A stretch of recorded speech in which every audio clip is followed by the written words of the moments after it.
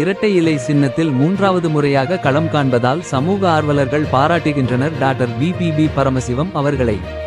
வேடசந்தூர் சட்டமன்ற தொகுதியில் இரட்டை இலை சின்னத்தில் 77இல் வாசன் ஒரு முறையும், 80 மற்றும் 84இல் வழக்கறிஞர் வி. பாலசுப்பிரமணி 2 முறையும், 91 மற்றும் 96இல் வழக்கறிஞர் எஸ். காந்திராஜன் 2 முறையும், 2001இல் ஆண்டிவேல் ஒரு முறையும், 2006 மற்றும் 11இல் தென்னம்பட்டி பழனிச்சாமி 2 முறையும், 2016 மற்றும் 21 மட்டும் இல்லாமல் தற்போது 2026இலும் டாக்டர் வி. பரமசிவம் அவர்களுக்கு வழங்கப்பட்டுள்ளது.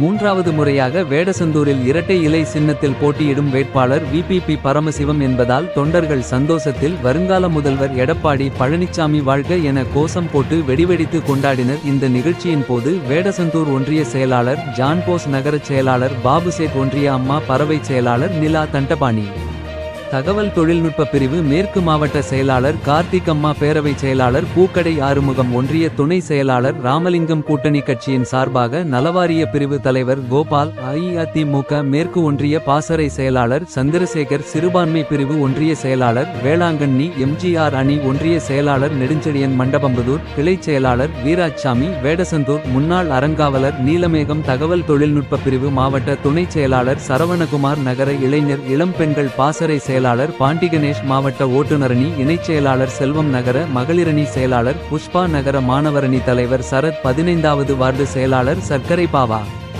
சிறுபான்மை நகரச் செயலாளர் அலிமுகமது, நகர பாசறை பொருளாளர் சீனிவாசன், எம்ஜிஆர் அணி நகரச் செயலாளர் மீராமைதீன், நகர பாசறை இணை செயலாளர் மாரிமுத்து, மேற்கு ஒன்றிய ஐடி விங் தலைவர் நந்தகுமார், நாகம்பட்டி மகாராஜன் மற்றும் ஏராளமாக கழக நிர்வாகிகள் கலந்து கொண்டு வெற்றி வேட்பாளர் பரமசிவம் வாழ்க என கோஷமிட்டனர்.